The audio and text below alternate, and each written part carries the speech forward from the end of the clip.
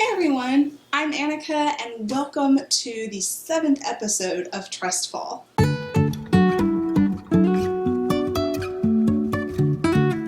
So in today's episode, we're going to talk about self-trust for kids. So many kids don't even trust themselves, and this ties back into those fears of failure, that fear of rejection, and what we can do to help kids build trust in themselves. First of all, kids don't know how to think about themselves unless you show them.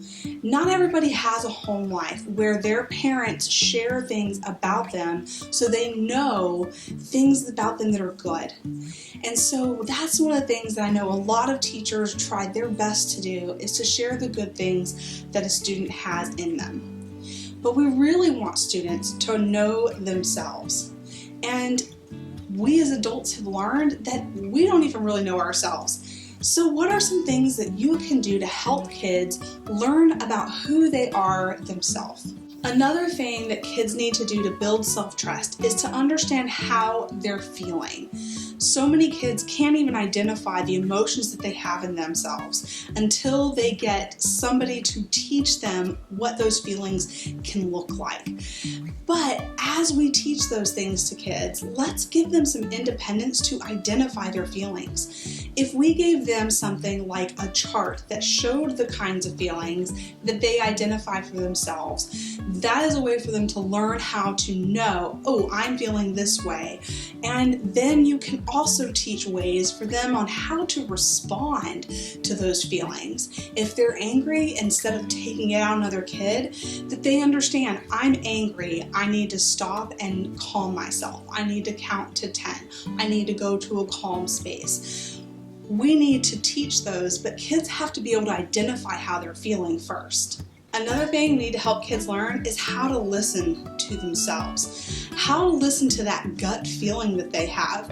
One of the things I've always taught my kids, especially with multiple choice tests, is to stop trying to second guess yourself. Go with your gut feeling. It may not always be right, but most of the time it is, and it helps kids learn to trust themselves and trust their gut more. We also need to teach kids personal worth. They have to be able to identify their value, and they need to find that value within themselves, not in comparison to other people. Now, we know too many adults that have that same problem still, so if we teach kids now, maybe we'll have less adults feeling this way in the future. Students need to know their strengths and weaknesses, and they need to be able to understand that it's okay to have weaknesses because you have strengths in other areas, and learning how to find a balance and how you can connect with other people who have strengths where you're weak and areas where they may be weak, that you bring your strength to the table. But helping students to identify their strengths and weaknesses and how they overcome their weaknesses and amplify their strengths is an important thing that could really help kids in their lives. And last but not least is having kids learn self-confidence. All of those things we've talked about so far should be building up to them having a confidence in themselves because they know themselves, they understand how they feel, they know their strengths and weaknesses, and they now have a confidence in who they are as people.